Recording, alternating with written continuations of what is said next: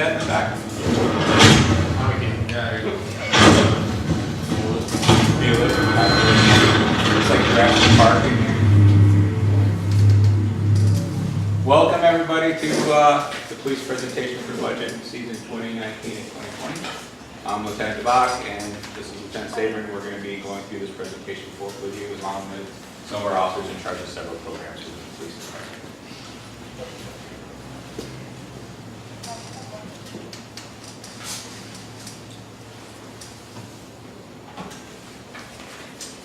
So we'll just start off with an agenda for tonight. We just kind of wanted to take you through what we've been up to in 2018, some of our plans for 2019 and beyond. We'll just kind of go through an overview, like I said, of 2018, some of our programs, some of the officers in charge of those. Some of the officers that aren't here tonight are in charge of some of the programs. They've made videos, so there'll be some videos included in the presentation that kind of explains what their program is, what they've been doing with it, how they think it fits within the community, and some positives that have come from it. We've had some major incidents in 2018 that have required major crime task force activity and stuff like that, so we wanted to kind of go through some of those incidents and the partnerships that we have with other agencies that have helped us with some of those things. As well as social media, community outreach, and we wanted to update you on the structure change we had going to lieutenant from sergeant in 2018, how that's worked out. So we'll start off with just some kind of basic statistics from 17 to 18. We spent a lot of 2017 primarily with 10 FTEs. We had 14, but 4 of them were just hired, they were in training, they weren't on their own. So we spent much of the year much shorter than we spent in 2018. 2018, we've had many more calls for service, as you can tell. Our COP activities are way up. That's community-oriented policing, things that we do to get out and engage in the community, whether it's foot patrols, schools, events like National Night Out, things like that.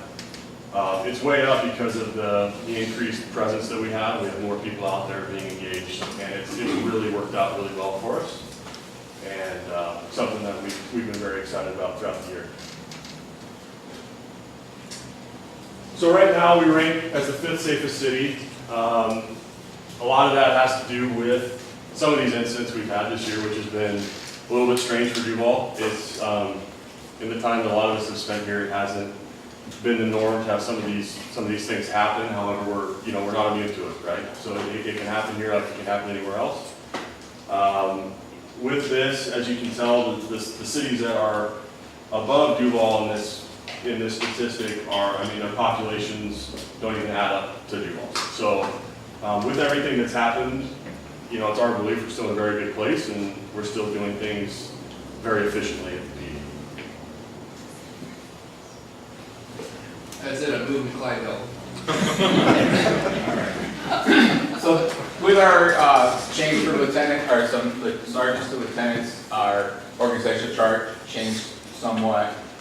Chief Ertz obviously at the top, and then Lieutenant Saber and I, and we go into 2 different branches of operations and administration. These are our current officer staffing levels. And Officer Reeve, who's here with us this evening, he's now our police support officer. He went from being our reserve officer to police support officer. That's a change this year. And then on the administrative side, we have Shelly Rowe, who's our records manager.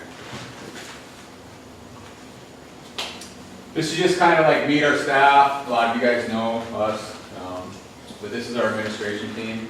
And I put these years in here just to show you guys. It's going to be really apparent on the next screen about our attrition and what we need to do as far as retention levels. And I'll show you on the next screen with our officers. Pretty serious picture. I know this is like the bizarro world, right? The 2 people you thought were going to be smiling are not smiling. The people that are smiling are not smiling.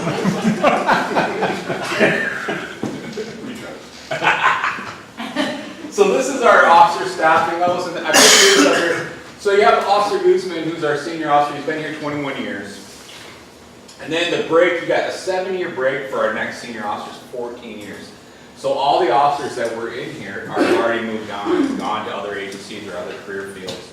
And then from Officer Wilkerson, To Officer Rhodes, it's a huge difference. You got 14 years from Officer Wilkes and then only 3 years here with Duvall here. So we've lost all these officers that were in here, are gone. And now we got 3 years, 3 years, 3 years, 3 years. And then now there's our new group of 1-year officers and Officer Reeves who's over here. He's our volunteer, he's been here 12 years as well. But we're trying to show you that we have to do something with retention or we're just going to continue to just cycle officers out of here and they're going to have to redo training all over again. So I just want to show you that your experience here is outstanding. We have a great group of people that are certainly, we want to keep them.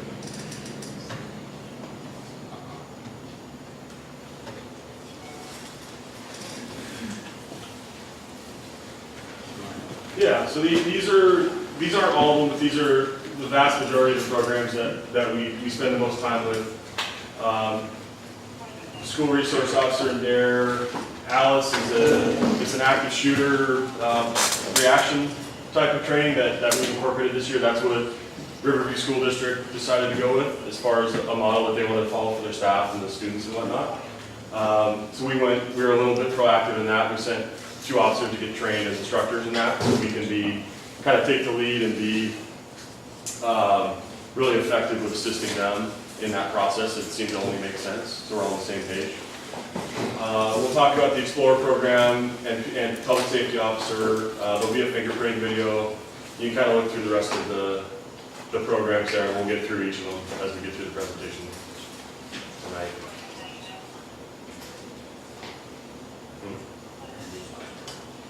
So, without further ado, we'll get into school resource officer. This is Officer Clark. We'll talk to you a little bit about that. Hi there. So I'm a school resource officer for Cedar Crest. This is my second year as a school resource officer. First year was really good. I got really good feedback from the administration. Helping out with a lot of the extracurricular activities after school, the football team, the wrestling team. I try to make as many events as I can, but there's a lot of events, so I'm kind of limited on that. But everything's going really good up there, and they seem to be very happy with having a police officer there. The DARE program is I just completed my second year with that. The second year was much larger than the first year. The reason that happened is because the principal of Stillwater, which is not in the city limits of Duvall, really wanted the DARE program. And so he went to King County and asked, and they said, hard no. So he went another route and went to us and went to the city, went to the school board, and they said yes, yes, yes, yes, yes.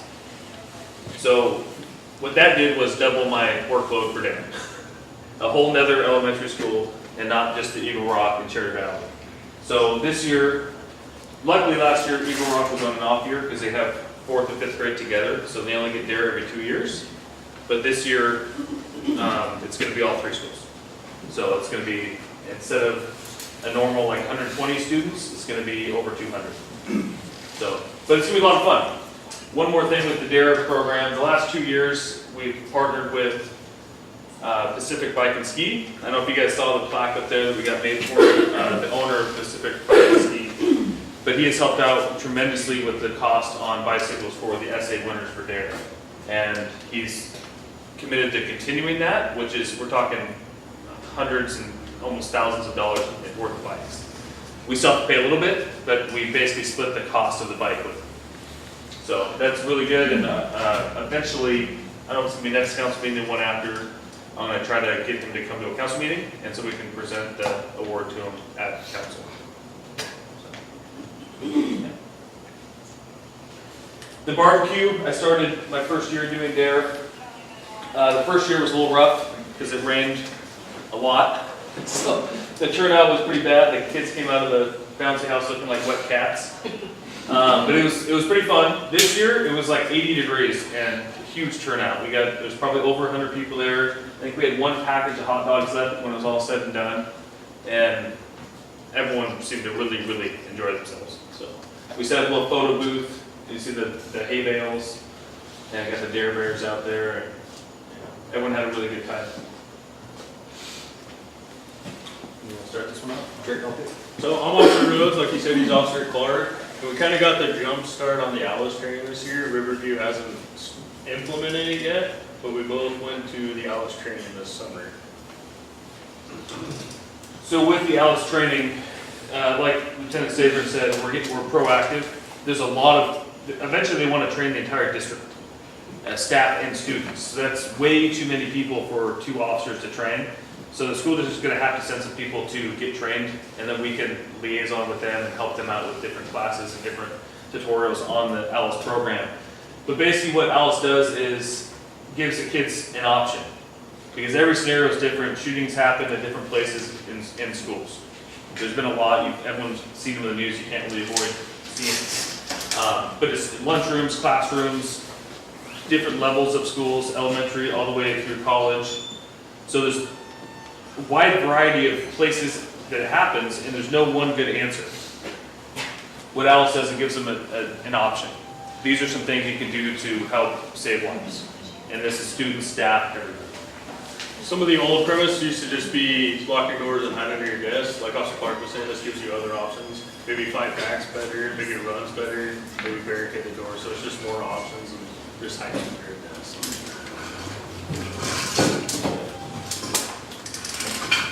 That's us. Next, we have PSO Brief's going to talk to you a little bit about the Explorer program. So, I'm Officer Reed.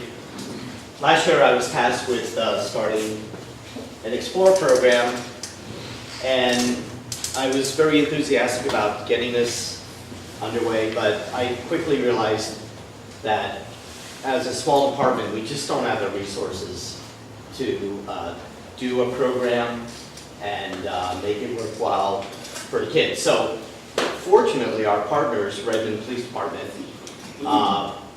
was very nice to say, hey, we'll take your students. And in return, what I do is I help them out. And I'm also a volunteer with the Redmond Police Department, so I've been helping out with the Explorer program on and off for the last 15 years. And without exception, the Redmond program is outstanding. They've been doing it for decades, and they have a great bunch of students with them, and I can only say really good things about it. A lot of these kids, they won't go on to become police officers, and they even say that, but the lessons they learn, they'll take with them for the rest of their lives, and they do all kinds of things that the police officers do.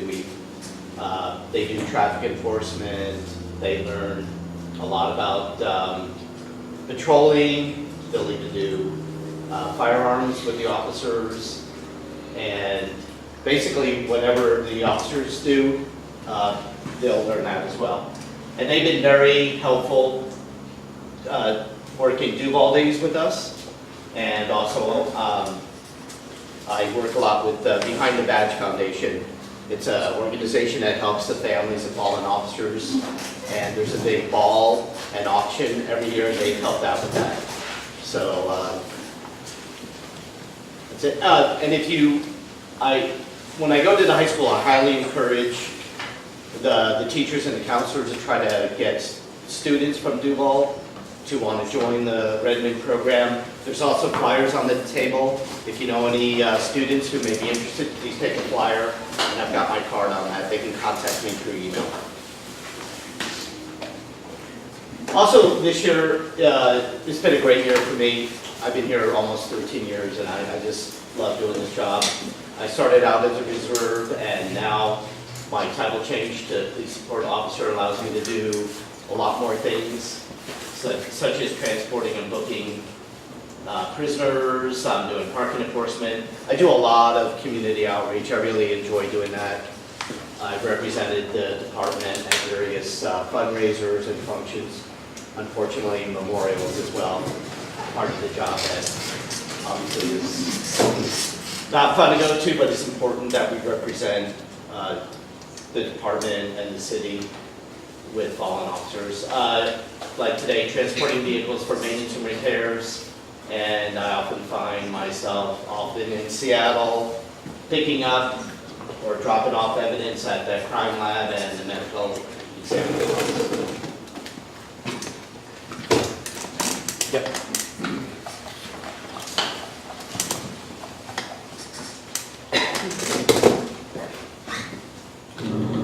My name is Shelley Rowe. I am the records manager of the Duvall Police Department. Today I'm going to talk about fingerprinting and our RAD program.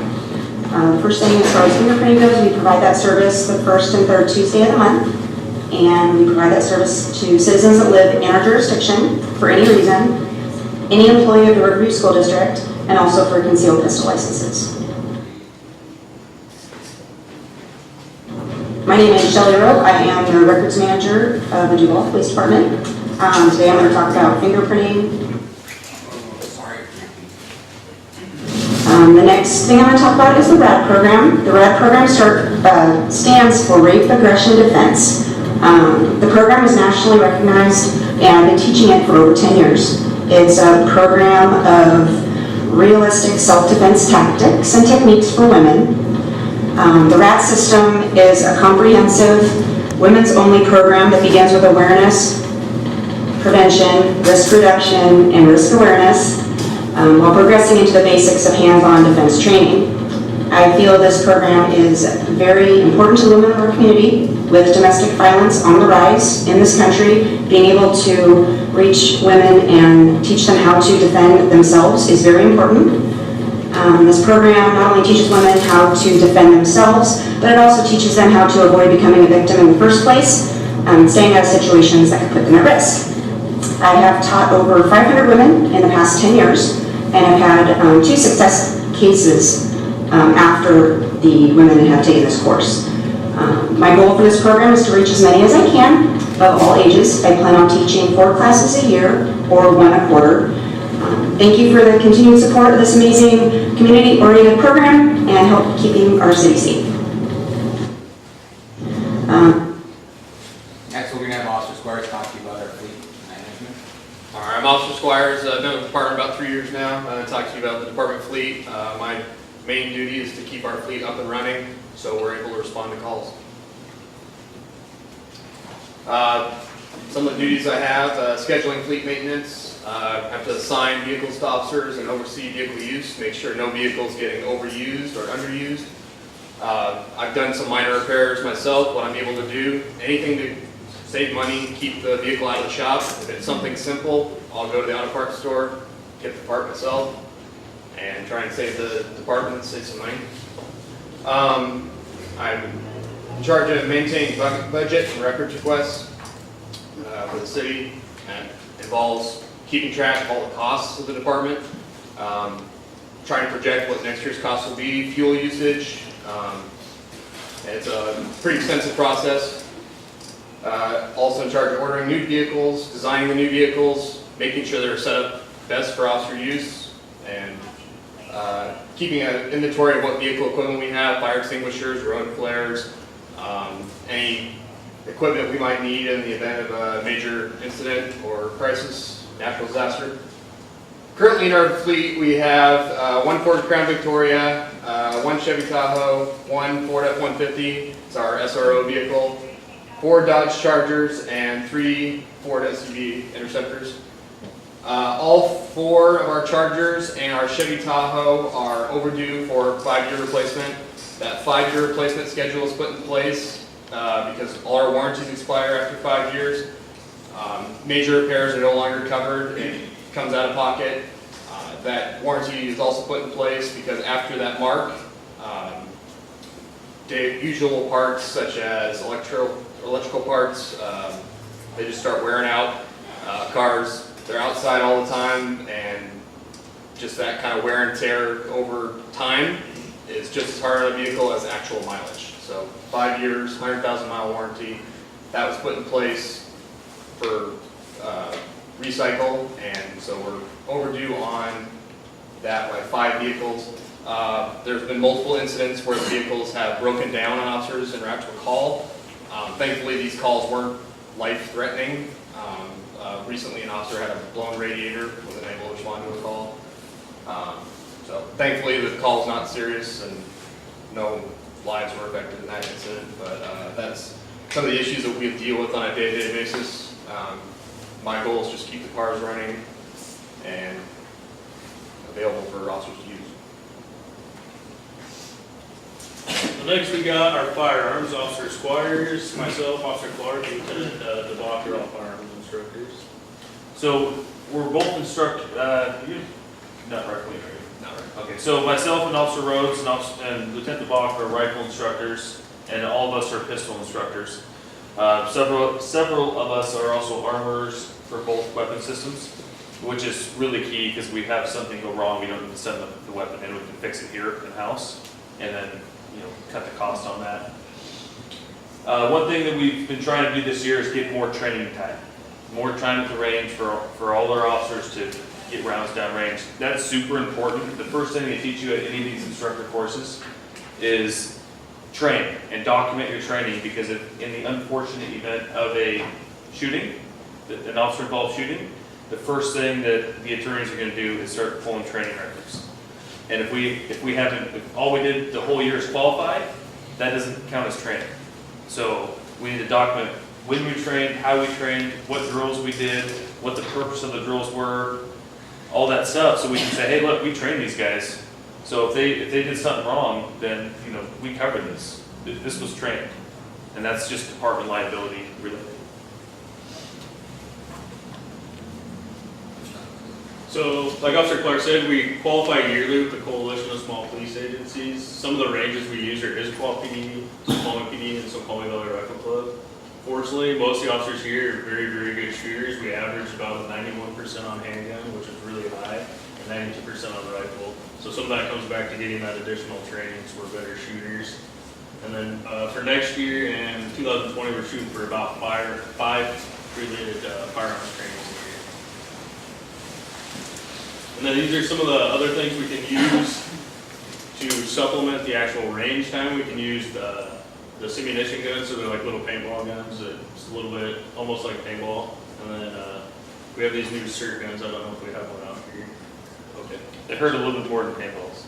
Just a little bit. But it's just another tool we can use for training, because we obviously can't shoot at each other, so this is the next best.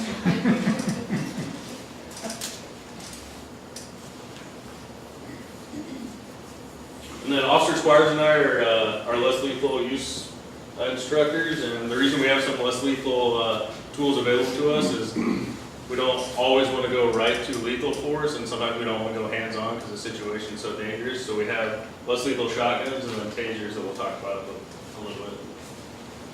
So first we have tasers. Every sworn employee is assigned a taser, and our taser cartridges go out to 21 feet. So like I said, it just gives us that little bit more room in case there's a subject or a suspect that has some kind of weapon, or there's some kind of circumstances where we don't want to get very close to them. So it's nice to just have another tool in our arsenal to use. We have a video, do we have it? Okay. We have a video here. Officer Rhodes and I went out to mile marker 16 out in the Desert Release site there, and we have a demonstration of. Drop the knife! Drop the knife! What? Drop the knife! So the primary goal of the less lethal is to hit areas where minimal long-term damage would be caused. Primary areas would include hips, legs, arms. We want to avoid areas such as the groin, chest, stomach area. Chest and stomach become secondary target areas. And then if the situation becomes lethal, one option we have is to fire the less lethal weapon in a lethal manner if necessary. But of course, we want to try to avoid that situation. It's a great tool we have to prevent using lethal force, but it's not the final solution if lethal force becomes necessary. So I'm going to briefly go over some of our directed enforcement details we've been doing, and then some of the department stats we've had for the year. So through the end of September, we've had 2,601 incidents, which are, we also reported calls, and we've taken 366 police reports. And I'm not going to go through all these, you guys can look at them, but some of our biggest things we do, like Lieutenant Saber said at the beginning, were our COP activities. We've done over 800 of those this year, and then our directed enforcements, where you guys might see us in the school zone, stopping cars, or on Main Street for still working on the cell phone emphasis, and then we're also doing a lot of crosswalks just to make sure people walking across Main Street are safe.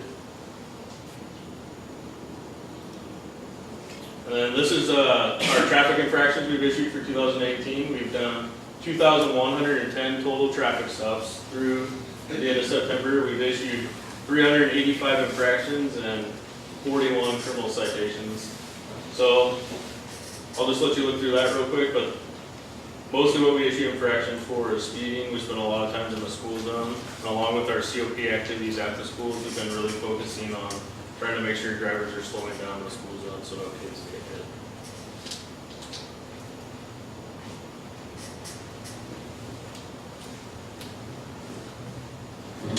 Hey, City Council, Officer Squires, been with the department for 3 years now, presenting to you about our drug program. Our main goal is to fight drugs in our city and the surrounding areas. Our main focus also is to counter the sales of narcotics and to prevent future individuals from becoming addicted to drugs. Our main goal, obviously, is to save lives. And Officer Duvall and I have been partnered up with this program for about 6 months now, and we've gone through some extensive training, and we're looking forward to producing some results and trying to get drugs off the street and protect people from the crime that is associated with narcotics. Some of the stuff that we've already done is work with King County Sheriff's Office and taking down one of the prolific houses within, just outside our jurisdiction. We had a search warrant for the house and 3 people went to jail. So it was successful. Hopefully we can continue that, and then that stuff that we took off the street works its way in the city and they sell to different people. And so our goal eventually is to work on the smaller houses within the city and then just people passing through and stuff. Keep our city safe. We do now have Narcan. All our officers are trained, and that way we can protect ourselves and citizens as well, young or old. We've had a few overdoses within the city. Narcan's been used several times by fire department. We have yet to use it, but we have it at our disposal. Hey, City.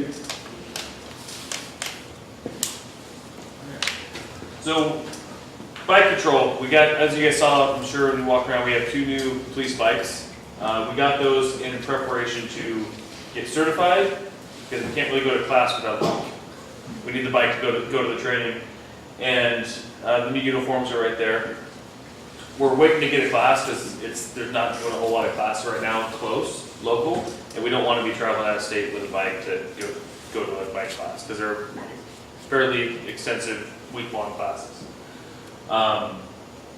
So some of the benefits of the bike patrol program are obviously it's a great community-oriented policing tool. As they continue to punch through the trail all the way to Monroe, it'll be a nice tool for us to have in our arsenal to be able to travel from like the very beginning of Duvall and a little bit past all the way to the end, just to kind of monitor that trail and then to do some of the special events as far as like Duvall days, anything in the park like summer stages, and then just when we have time to do proactive police work. Some of the other benefits are sometimes criminals don't notice bike patrols because they're used to seeing cars. And then this obviously provides an environmental health benefit because we're not using gas, we're using our own power.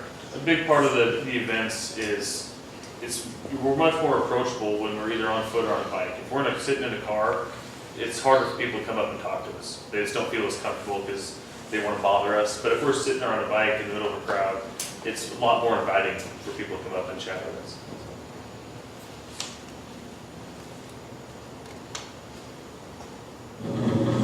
Hi there, City Council. I'm Officer DeBoer with the Duvall Police Department. I've been here for about 3 years now, and I'm currently the registered sex offender coordinator, and I've been doing that for about 2 years now. Just to let you guys know that we have 5 level 1 sex offenders in the city of Duvall. There's 3 different levels, 1, 2, and 3. 3 being the worst, and they have to be monitored every 3 months. Level 2, every 6 months. Level 1, every year. So I keep track of the violators. If they move or they fail to register, then I forward charges to the prosecutor. In 2017, I filed 2 cases and for failed to register, and I have trial coming up on one of them.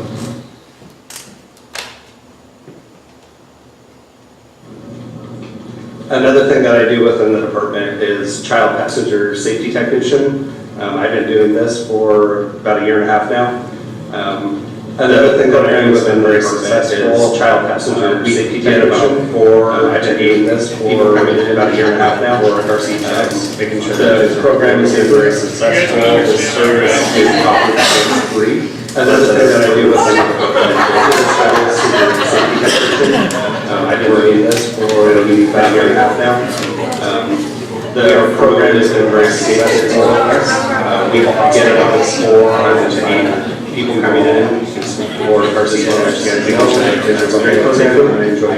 this service is offered for free, whereas other departments offer this service. There we go. So what he was trying to tell you is he is a certified car safety inspector.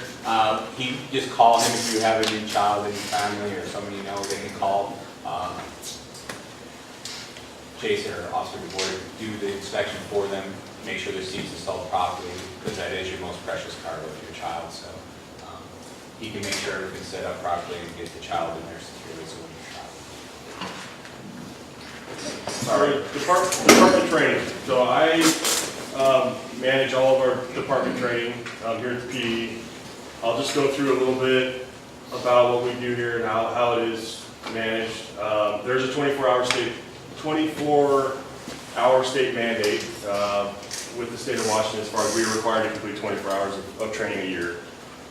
Each officer is required to do that. In 2018, we had a big focus on drug enforcement training.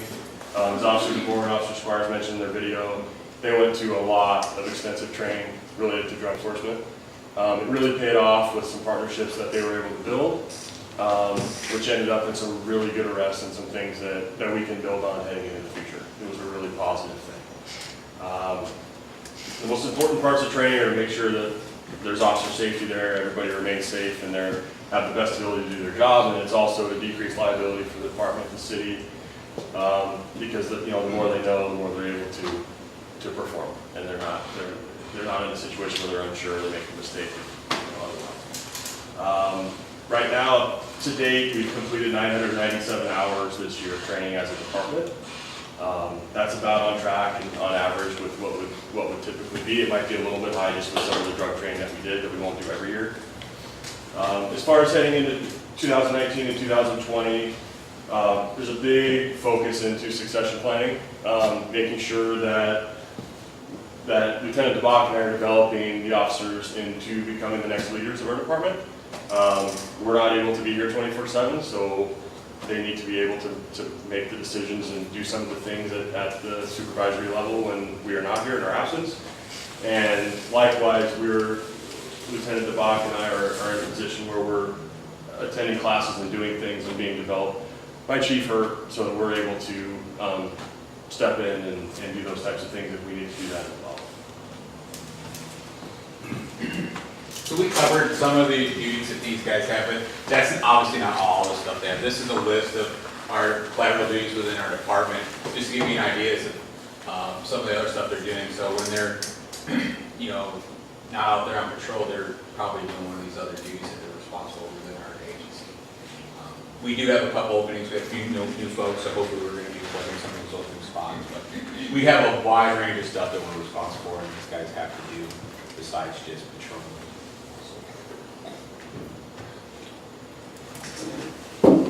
So, like I mentioned earlier on, we had several major incidents in town this year, which has been a little bit of an anomaly. It's not typically the norm here. I just wanted to take a little bit of time and just kind of go through each of them. And if you weren't aware, we're a part of a coalition of small police agencies that we work with. I think it's 10 agencies. Is that 12 agencies representing 13 cities. Okay. And we all pool together to put detectives and major crimes things together so that we're able to pool the resources because we don't have the staffing to handle some of these things ourselves. It's worked out really, really well for us this year. especially with everything that's happened. Everything that's happened, it was about $9,000 in overtime that was saved, just working with the coalition. I mean, they have their own budget. It's been a really great partnership that's worked out really, really well, and these things happen for us. So I'll just go through each one. Some of you probably recall some of these incidents that when they happened, there was a suspicious death off of Northeast 145th Street. It came out as a neighbor saw what they thought was a body just off the roadway. It turned out to be true. It was handled as a homicide until the evidence showed us otherwise. This case is still somewhat active just because we haven't gotten the final report back yet, but it has been ruled a drug overdose by the medical examiner's office. This young man was left there.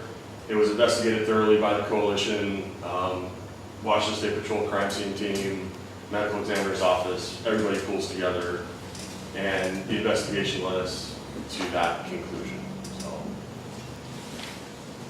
We had the traffic incident off of just up from Taylor's Landing.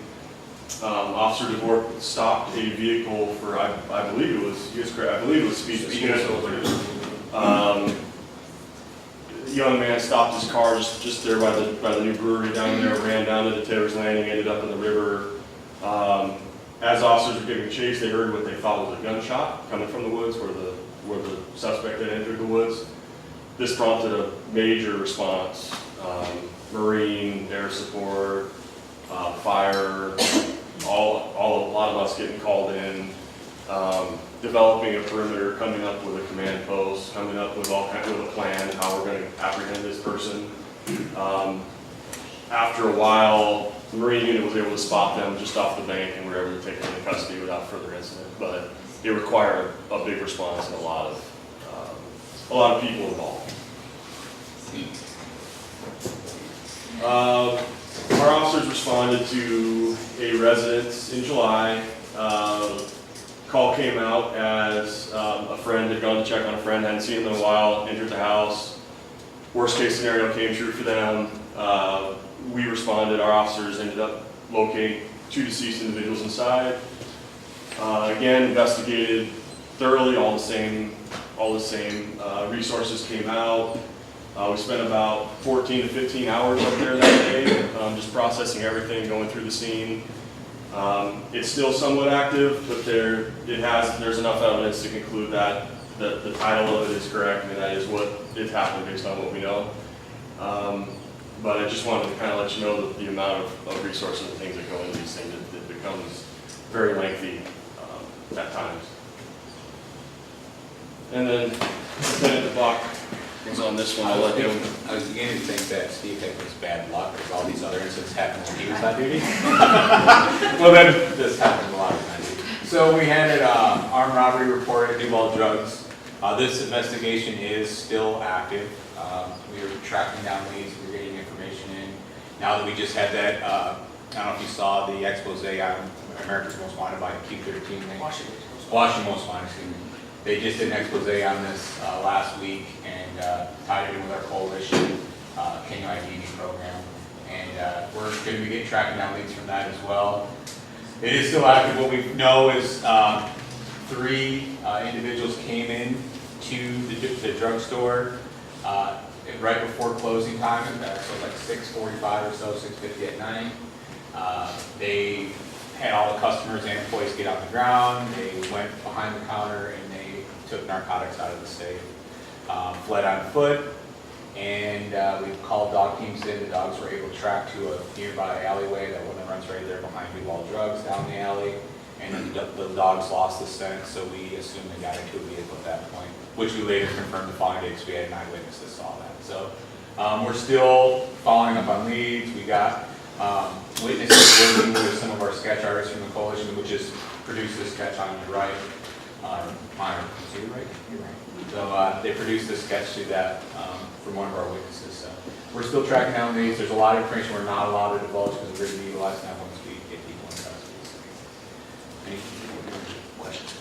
I was just going to add as well, we currently do not have anybody on that task force, but and a lot of that has to do with just our staffing, we needed people here working patrol shifts, and we haven't been able to contribute. But now we're able to, we're in a position where we can do that, so we're currently going through a process of trying to get one or maybe even 2 people on that team, just because it's time to do our part as a department as well and help out the coalition with that. So that's in the works, and will be a really good partnership.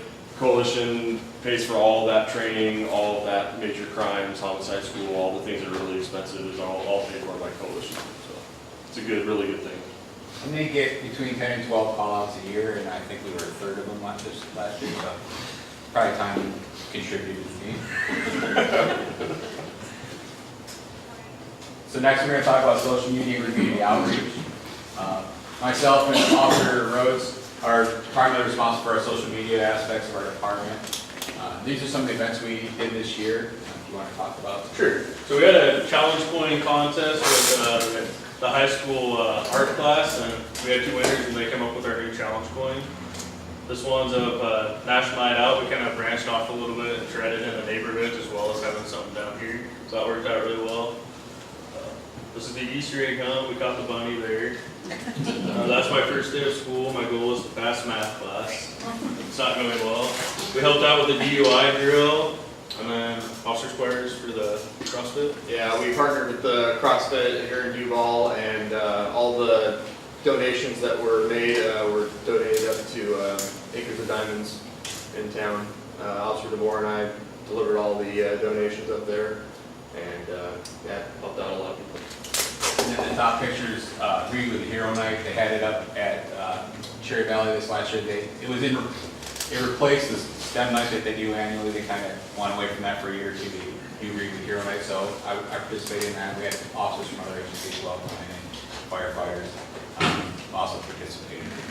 No offense. So these are some of our COP activities we do throughout the year, ongoing stuff. We have our National Night Out, Coffee with a Cop, Tea with a Teacher. We're still maintaining that partnership with Cedar Crest. The teacher up there that we partnered with is Peggy Filer. She's the health teacher. So what she does for us in that program is pull the students from Cedar Crest into our event and gets them meeting the cops and introduce themselves. It's been great. It's worked out very well. And then DARE, which we've already talked about, RAD, which we've already talked about. We do offer home business security audits and checks. So what we do is we can come to your home and show you where you maybe want to cut some bushes back, or maybe install some outside lights or exterior lights, or maybe put a camera in, or maybe whatever can make your house less of a target than your neighbors, because that's what you want to do is keep us from targeting. So we can come in and help you out. We've done 816 checks this year so far at 18. Vacation house checks, we offer that service. If you don't know anyone, or if you're new to the area, or if you don't have a friend or family member that can stay at your house or check in your house, we offer that service to do that for you. Go to your home, check to make sure everything's locked up, everything's secure, and we do that every day. We offer block watch. We don't actually set up, but we help you get set up. So we can come out and help you guys get set up and show you what needs to be done. Partner with you, because that's a great partnership for us. We currently don't have any block watches active right now. We had some in the past, but they kind of fell by the wayside. That's something that we offer here. And then crime mapping program, if you're not aware of it, you can go on crimemapping.com, and it shows up to date, up within 24 hours, information of where all these incidents have happened in the state. So you can search around your home to see if anything's happened in the last 6 months, or what's going on in your neighborhood or down the street. You can use that program to see that, and it's free, so you can just go on and log on to that. National Night Out, like Officer Rhodes said, we went away from what we've done in the past few years and went to a more traditional style. We actually went out in the neighborhoods. We did maintain a barbecue here at the police department, and I think these guys ended up using all the food that we got for that. And everything's donated, all the food and everything that was donated to our police department. And these are some pictures from when we ran around the neighborhoods and met with people and talked to them. It was a fun evening. I'm really looking forward to it this year. It was great. I think it was a huge success pushing it out into the neighborhoods. And the fire guys teamed up with us. They brought their rigs out, and it was great. Awesome job. They actually, at one point, we showed up at this one neighborhood, and there was no one out there. So the fire guys were going door to door to door, knocking on doors, getting people out of their homes. And then they knocked on this one door. The person slept. was sleeping because they worked night shift, and they were very happy with that. So then we were American Sheroes. So we said it was all that! But it was great, it was a great event. And a big shout out to Safeway who donated all the food. Safeway donated everything. They even made special cakes for us to take to the neighborhoods with us when we went out there. It was amazing. It was really great. Safeway did a really good job for us. And this is some of our pictures from this last year, Coffee with Cop TV teacher. Safeway, or excuse me, Starbucks actually was actual National Coffee with a Cop Day was last month, right? They actually let these guys work the drive-through window and get behind the counter and serve drinks, and it was wonderful. We had a really We won't be switching professions. I don't know if you're aware of this, but Starbucks has this camera program set up where they're only allowed to so much time in each position in the drive-thru. Like they have to take their order within this amount of time, and the car can only be with this amount of time before it has to be at the window. And we were totally messing with all their time. So I apologize to the corporate Starbucks office. It was great. It was a great event. Yeah, so like I said at the beginning, I just wanted to touch base on, and it's the beginning of January, we started a new structure here with the lieutenants, and we had some thoughts and some plans on how we wanted it to look, how we wanted it to work, and it's worked out great for us. Lexipol kind of drives it, the policy manual, it's phenomenal, it's up to date on the most current practices in Washington State. It requires us all to complete data training bulletins, so we're constantly being quizzed and reading new things and learning about our policies and our procedures. At the beginning of the year, we started by evaluating everybody, kind of meeting with each officer monthly to kind of go over expectations, get feedback from them as far as what they need from us, and just make it very clear how we wanted things to be run and how they wanted to do their job, and we could all be more efficient in doing that. As we've got into the second half of the year, we've kind of started to go to more of a bi-monthly, just because we haven't seen the needs. It's been running very well to meet every month, but it's still, the reduction in liability and the retention with our officers, with how they know what's going on, they know what's expected, morale's up. It's been a really, really positive thing because it's allowed them, everybody knows where they stand at all times. There's no secrets. We're able to discuss things and kind of get things out in the open. It's been, to put it very simply, it's worked. It's been very, very good for us. So we do have additional programming and safety information available. Some of the literature is up here on the table, and if you have questions about any of our programs, we're happy to discuss that with you. I can email you whatever you need regarding the programs we provide. So right now we're going to do a little transition. If you want to get more food, drinks, use the bathroom, and then we're going to go through another video, and then the chief's going to do his presentation. So take this time, give me like how long do you want? Questions for us? Yeah, do you guys have any questions first of all? Sorry. We weren't that good. All right. So we'll reconvene. What? 5 minutes? 5-10 minutes?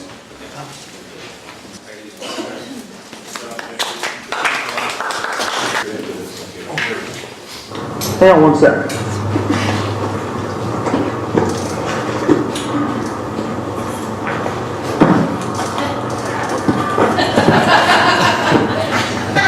Oh, good. Blooper reel. So we want to do the next. We don't really want blooper reels, so make sure you do. So working with conjunction, stop. On average, a pedestrian is killed every 2 hours and injured in every 8 minutes in a traffic collision involving crosswalks. That's perfect. Okay. Because then I'll look at it. Okay. Awesome. What else do you want?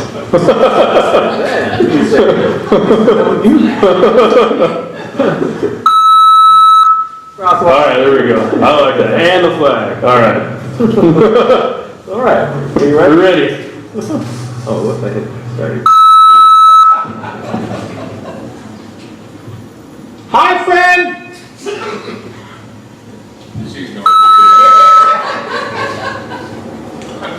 That's perfect. Stop. Look. And wave. Have a good day. and God bless. So for pedestrian safety, we were asking that the pedestrians walk across the street at the marked crosswalks and then use the orange flags that are on each side. What you need to do is take all the valuables in your car out of your car whenever you plan on leaving your car. That was a lot of your car. I've already forgotten the lines. Kind of over the process of, let's start over. That was good. You can call or, oh man, now I'm getting worse. Because our dispatchers are prepared from everything from purses of, all right, we gotta stop. And remember, when in doubt, let the police sort it out. That's wrong. You're the creep. Doing extra patrols in the area to limit, yeah. I understand. Yeah. Just don't. As part of the We'll be continuing to provide community outreach, making for safer roads for all of us. All right, we'll do that one again. Cheers. Target Zero's mission is to end distracted driving by 2030. Sorry. Yep. Cut, print, end. We're still going? Statistics. It's tough laugh. All right. Statistics.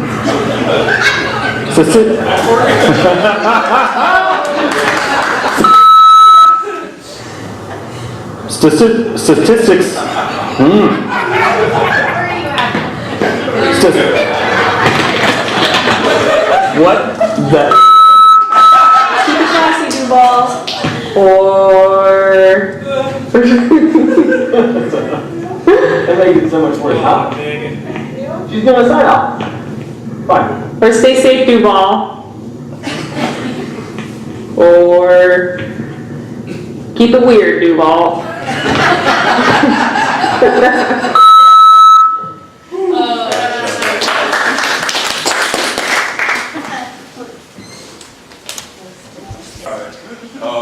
Actually, I did my presentation at home yesterday while I was cooking, and they did theirs, so there's a lot of redundant stuff.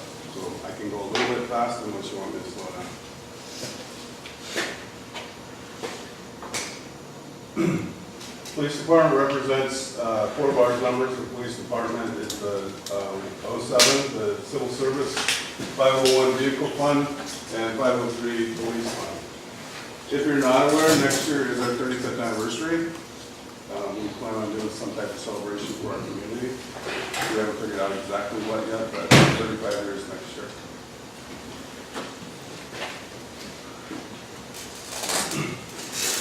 This is just a list of what we feel our community expects and currently receives. I won't read them. If you have any questions on any of it, I'll be glad to answer it.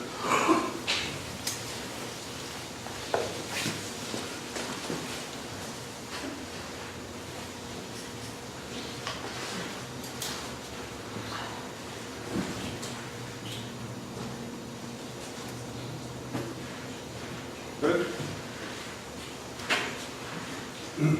Our FTE count for 2018 is not changing in 2019-20.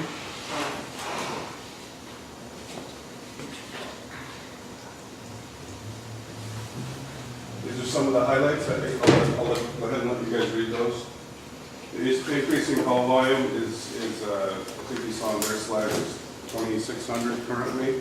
This is our projected end of year, 3,550. And you'll see a slide coming up where we have actually, through our restructure, lowered our overtime by 15% this year.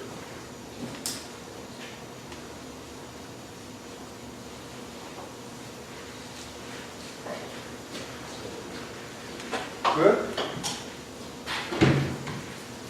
This is the 2019-2020 proposed budget summary.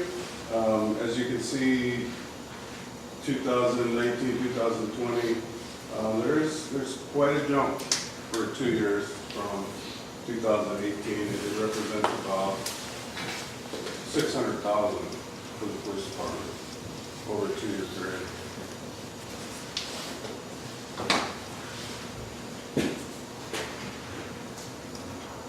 Do you have any questions on any of those line items, or those categories?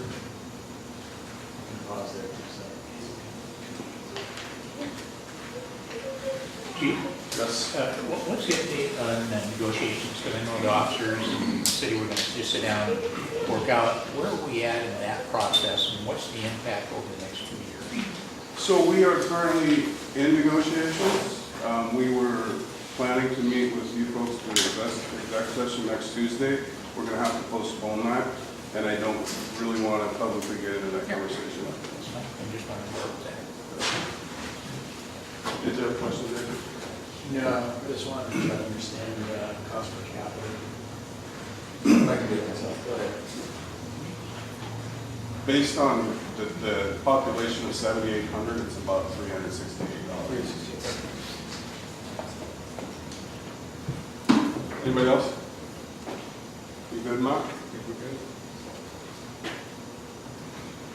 This is the overtime breakout for a 7-year period. It's clear to see the times when we were short-staffed. 2015 was a high year. 2016 was kind of an anomaly because I worked about 1,200 hours to patrol myself. And if you take the current 2018 figures, add them up, divide by 9 times by 12, I'm guessing about 1,500 by the end of the year. About 15% less. And if you have any questions on a specific month, your lieutenant should be able to tell us why we have those hours.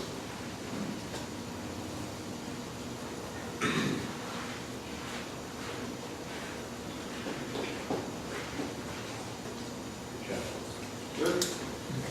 Chief, just a quick question on it. Do we actually have a line item? The one I'm looking at doesn't get that specific, and I didn't bring the one that is in more detail. We do. You have it, Lindsay? So I would like to talk about that line item that you guys have in the handout that you were given. Working with the finance director last week, we found an error. So what you're going to see in the handout that you received for the general ledger, probably 2 Fridays ago, is that when the budget went up to you guys 2 Fridays ago? It's going to show a year-end estimate of salaries at $1,090,000, I believe, is what it is, with a year-end estimate of overtime at $143,000, which is $43,000 more than we budgeted.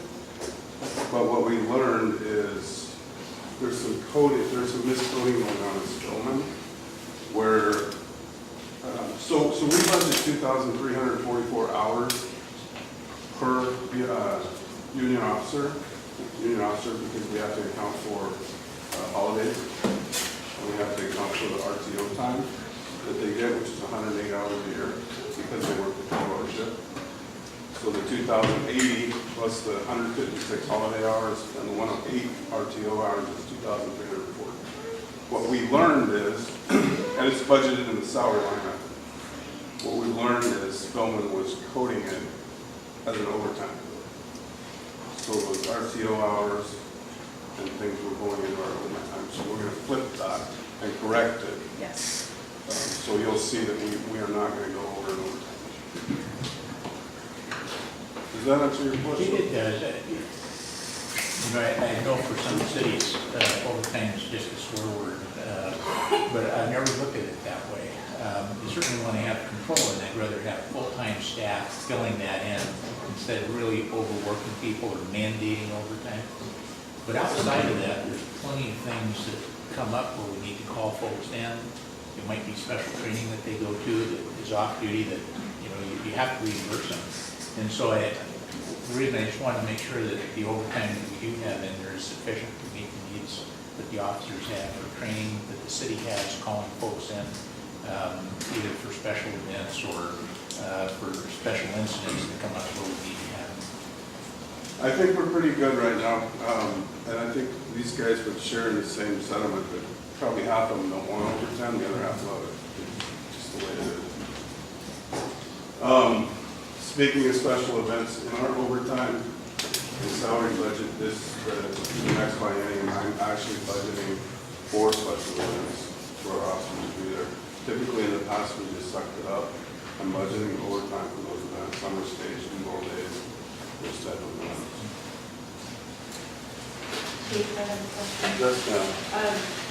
So with all the time you've put into city going forward, because that seems extreme, are we changing something so that you don't have to be doing stuff? Yeah, that was just 2016 with the restructure and with only staff now, we're able to maintain a pretty reasonable overtime. I'm not doing it anymore. I refuse to. Anything else? So what, everybody was done training, everybody's full out on their own now for each individual officer? When did that occur? Yeah, so when was the last one I was training? It was Warwick, yeah, he did that. Would have been Like March or April. probably end of the first quarter or so. People were January. So it would have been April when he was off. And a lot of these high months, I can tell you, is training. I mean, we front-loaded a lot of training for the year, in the first half of the year, especially the drug stuff, because we wanted to get people out in the community actually producing results. So we front-loaded a lot of training in the first half of the year, and we're pretty much done with training for the year.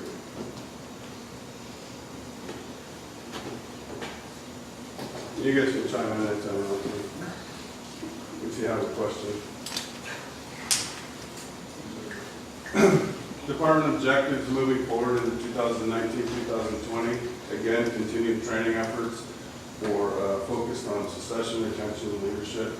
And one thing I should have mentioned during the last presentation, Steve, Lieutenant Foreman, does our training, does a great job with it. Moving into the biennium, he's agreed to take on training with the same level of training efforts and record keeping for the entire city as we move forward. To make sure that all employees are getting the training that one, they're required and that they need. Kind of an HR function. We've learned a little bit in the last couple of months. There's just some inconsistency citywide, and we want to try and correct that. So thank you. Not including firearms. You're not getting it done.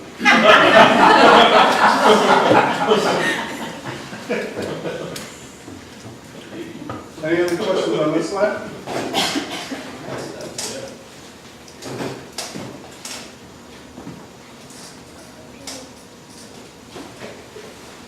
Chief, lexical is something that we pay a yearly fee to help get updates and so on. Yeah, so we went to the lexical policy manual. It is an electronic manual. It is produced it's state specific. I think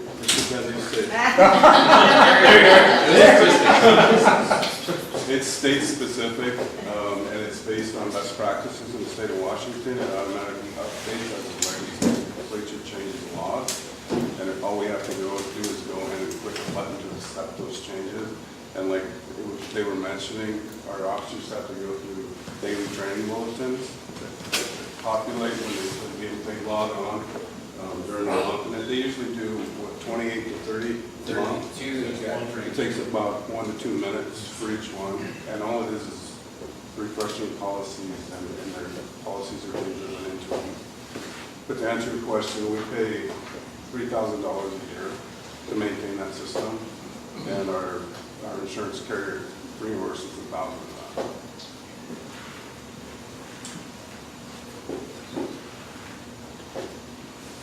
I'll move on. Notable budget changes for 2019 and 20, clearly salary and benefits. Indigent legal is going up. Currently, our contract with O'Brien Associates expires this year. I am going to try and find other possibilities for that, but their fees are going up to $325 per suspect per defendant during the biennial, so it's going up. And we're averaging right now about 10 a month for first appearances and 10 a month for actual court hearings. Expensive. Jail services is going up. I'm also looking at that. I have my records manager going through the invoices right now to see. We have a 2-bed minimum that we pay for at the city of Issaquah jail at $90 a day per bed. I'm not sure we need 2 beds anymore, but currently right now it's budgeted to, so that may change. The struggle we have with Issaquah, and most people have with Issaquah, is they don't have 24-hour medical. So when a lot of times our guys will arrest people taking this Issaquah, and they'll have to take them to SCORE, which we aren't contracted with. So it's about $175 a day. This year, so far, we had the suspect that was probably 180 days in SCORE because she had medical issues. So that's what's driving the cost on your sheet on our year-end estimate. Chief, trying to figure out which jail to go to. It sounds like we've had a good relationship with this squad, but I know that Kirkland's really upgraded theirs. They have medical staff, 24-hour beds as well. Yeah, and I'm glad you brought that up. We did check into that, Mike, and they're only taking Kirkland inmates right now.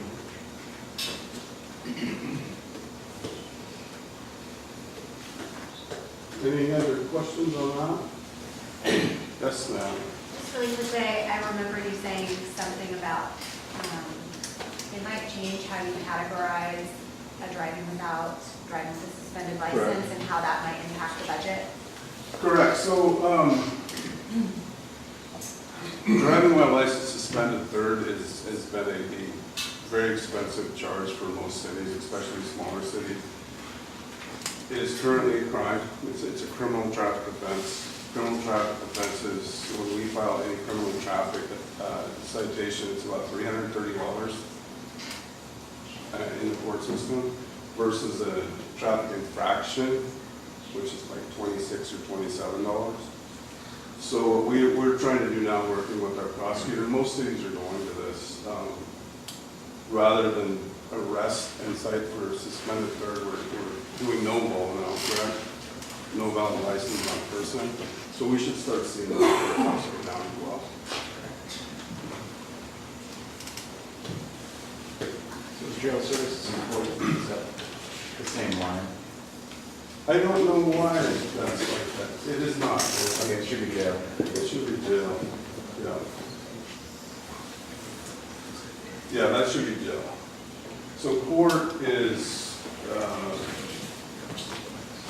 kind of I think we budgeted $100,000 a year for the biennium for court, but we do recognize some revenue, offsetting revenue. We're not by no means are we neutral with full cost recovery with our court system, but we get about $58,000 to $59,000 back. We're generating that in revenue. So our true court bill, though it's $100,000, we're only paying $41,000. So through fines and forfeitures, we're generating some revenue, but the court's keeping it to offset the cost. Contrary to what people think, we don't write tickets to make money. Any other questions? I apologize for that mistake. No. I was probably outside smoking something. On the smoke.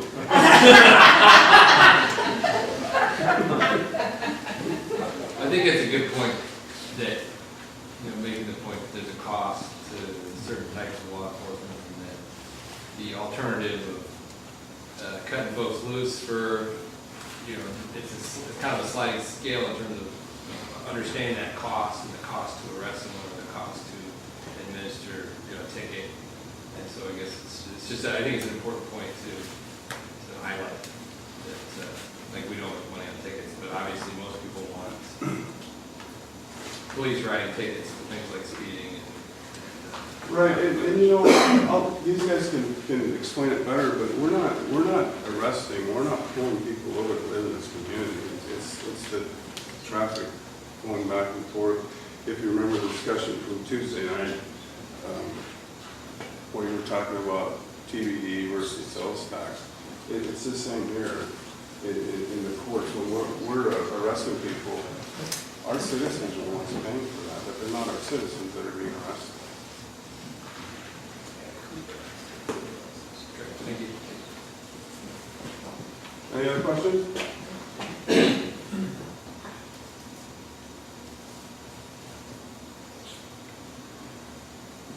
This is our 501 account. In the budget for the biennium, we requested 4 vehicles, the 4 Dodge Chargers. The reason we are staying with, or trying to stay with Chargers, is it's about, Jesse, please correct me if I'm wrong, it's about a $7,000 to $8,000 per vehicle savings, because our equipment that's in our Chargers will transfer to a new Charger, so we don't have to buy all that new equipment. So all electronics and everything. The cage and The the dash. And all that stuff. So that's why we chose to stay with the Chargers, to save that money.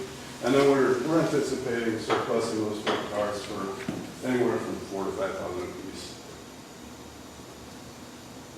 So that would offset the cost of new vehicles. And you'll see for the 2019-2020 biennium, we are not asking for any police equipment at all. And we know where we're at and what position we're in as a city. We have the best of everything. I think we all appreciate what we have. And if something breaks and we need it, we'll come ask for it. We're not going to tie up money that we don't need it. Have you found any maintenance or reliability difference between the Chargers and the SUVs? Because I appreciate the cost savings of transferring equipment from one Charger to another, but are they more prone to? I don't know that we've had the SUVs long enough.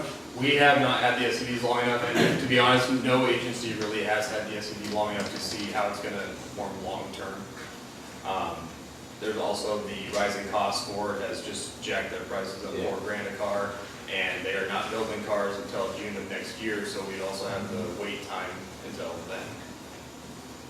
And the other side of that too is the Charger does have the 5-year, 100,000-mile powertrain warranty, so we have that warranty for the life of the car, the life of the car that we use. Right? Yep. Chief, our 800 megahertz system, citizens throughout the multi-county area had approved upgrading that system, and it was going to include radios, emergency radios. Is that coming up in 1920 to replace all the officers' radios? Portables? It's more likely in 20. Steve could probably answer that question better. I looked into that. They're doing all the testing phases with the towers and all that stuff right now. I was told 2021 is when they were going to release everything. They should have everything established and ready to roll. Or are you in good shape and batteries and all those other pieces? We have some radios, honestly, that we can replace, but they're so expensive. They're about $3,400 a piece right now, even the handhelds. And so for us to just go out and buy someone, we're going to be provided them in 2021. It makes no sense. Again, if one quits, I'll come ask you guys for $3,400 to buy a radio.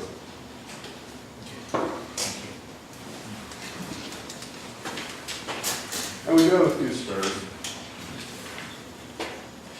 Any other questions? This is our 503 account. This is where we budget our public utilities. This is for the biennial. This isn't annually. Our HVAC, facility maintenance, generator services, and then our cleaning services that are provided every week. That's what we budget. If you divide it, it's $500 a year. Public utilities. I don't know who sets those costs. They're low. Any questions on that?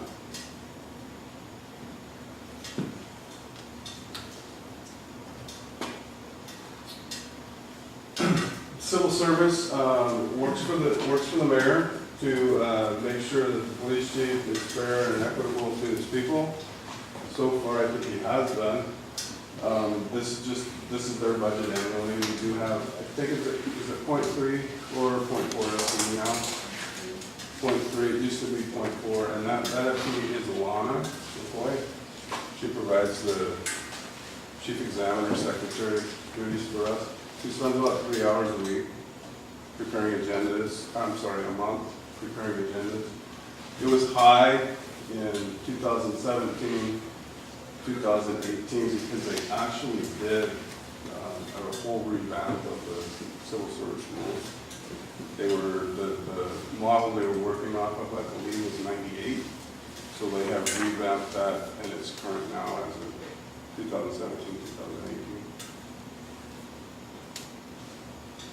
Questions on that? You guys are an easy group tonight. I think that's it. Any questions on anything that you've looked at in your ledgers since you received them 2 weeks ago? Anything I can answer, anything my people can answer? Yes, ma'am. I just had a quick question about fuel. It looks like the estimate is a little higher than double what some of the other years have been. Is there any comment on that? There is some comments on that. We have a fuel card. We have a fuel system in the city. We have a tank at the building department, public works facility yard down there. It's a 1,000-gallon tank. It was put in about 10 years ago. Is that right, Jason? 10 years ago. And it was basically for emergency management purposes. So we always try to keep 300 gallons in that in case of a flood or whatever happens. What we've been learning through the last few months in the process is at some point someone put in what do you call it, a coding where each department in the city was paying a certain percentage of the fuel that was delivered, even though they probably weren't using that much fuel or they were using more and paying less. My department has been tapped with, for whatever reason, 80% of all fuel that goes through that tank. And so my request to the state auditor was that they really look into that and that they recommend a card reader system or something that can track our fuel better and better allocate the costs to the departments. So my projections, Jennifer, are based on what's happening right now. That could go down, it could spread out throughout the city better. I don't know. Yes, sir. Chief, could you talk just a little bit about security for this facility and maybe your thoughts about security at City Hall? Lots of guns here. Security is good. We have a card system. Do you guys have any security issues at this facility? None? Yeah, we have, our front lobby is very secure. We have bulletproof glass. You know, in our lobby, the walls in our lobby are stuffed with bulletproof vests. Shelley's safer here than probably at Fort Knox. City Hall, on the other hand, it's concerning, very concerning. There's no separation between the public and our employees. They can walk through the counter, they can jump the counter, they can do anything they want to do. I also have concerns about the parking on the side of the building. Anybody could run through that wall at any time. I don't know what the answer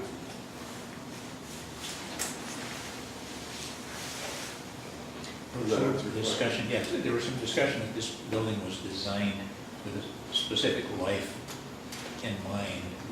And we're certainly working on getting the information we need to decide what to do with city facilities overall. What's your confidence level that we can continue to use this in the same manner we are, for several years, to allow us to work through that process, decide how to get a new police and maybe city facilities? I haven't had an officer come to me and ask for a new facility yet. We've had a little bit of structural issue in our kitchen that we're looking at now. We have an HVAC system that's going on 15 years. It's never had a fault, never been replaced. My concern is we're not budgeting and putting money away for that failure, because it's going to happen. We have 5 AC units and they're expensive. Again, we've been very fortunate to not have a real catastrophic failure, but it's bound to happen. I don't know what the lifespan is. So during the presentation where we got to the officers and officer retention and, really the best cost is to be able to retain your workers and that sort of thing. And I guess my question is, are we moving forward to providing a budget that can build our police department so we can be good officers? So, not have that gap I think it's fair to say, in law enforcement, we call it a 7-year itch. Sometimes it's a 3 to 5-year itch. This is a great place to start your career. It's typically younger officers that want to get their foot in the door, start a career. We can't offer the specialty services like bigger cities. We don't have a SWAT team, those types of things. I love the idea of retention. I would love if every one of these officers stayed here for an entire career. It's not reality. I would question an officer at a young age that didn't want to expand and go and move on.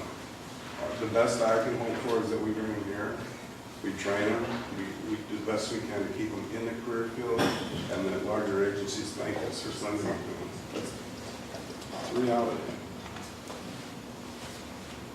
So my second question is, because we know that the community has really been spoken loudly that this is a real priority for them. So looking forward and seeing the increases that are coming, I guess I'm always thinking about sustainability of this department because it's a big investment. It's very valuable to this community. So I just want to know, looking forward, are we doing what we need to do today to make that sustainable? As a city or as a police department? Because it's a big part of our budget. Costs aren't going down. Law enforcement is an expensive business. It really is. I don't know what we're going to do at the end of this biennial. I really don't. And I struggle saying that for my officers sitting here. My goal coming back here in 2016, and I sat here and I told my people, my goal is to make sure that you have the ability to have a career here, if that's what you choose to do. This city has got to figure out some long-term, sustainable revenue to be able to maintain a level of service that this community wants. I will say that $300-something that you quoted is, for me, well worth it. It's what? Well worth it, an investment on my part as a citizen. Thank you. Any other questions? So is the firefighter. Chief, and most of our new officers, we hire someone who needs training, go through the Washington State Patrol system or the... No. They go to a state academy in Burien. State Patrol still has their own. I think they still go to Washington State Patrol Academy, but How are we doing getting folks in there? Because it sounds like every city that I've talked to on the east side is in that same boat. They're short officers, trying to rob them from somebody else that already has training. But for us, we're in a mode where, we're sending folks for training. Are we able to get them in there in a timely manner and not have big gaps? Not really. The state's cut funding to the point where it's really tough to get into academies.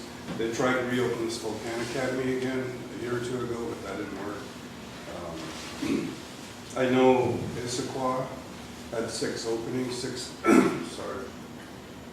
openings for police officers that they had to fill.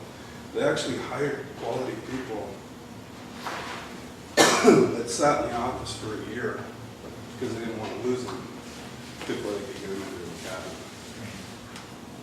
Just now. I do want to mention that on the Association of Washington Cities state legislative agenda is increasing the number of basic law enforcement academy classes. It's a high priority of a lot of cities, but there's also another wave of retirements coming in. There's dozens, literally, in the city of Seattle as a result of their new contract. So that's something that we need to watch out for as well, because there will be officers from other departments that move to Seattle, which provides lots of other opportunities. And hopefully no one in this room is going down that path.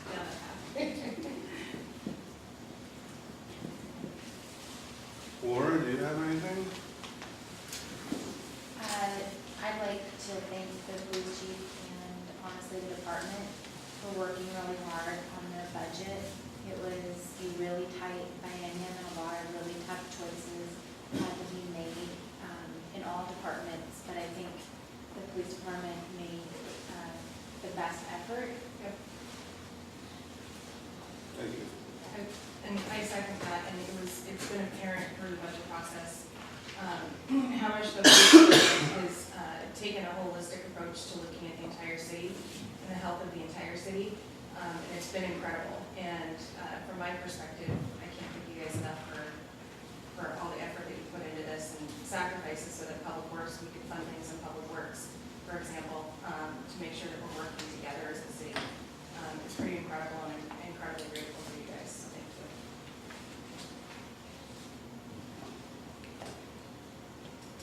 Anything else? There's more food. Anything, nothing else? Thank you guys for coming.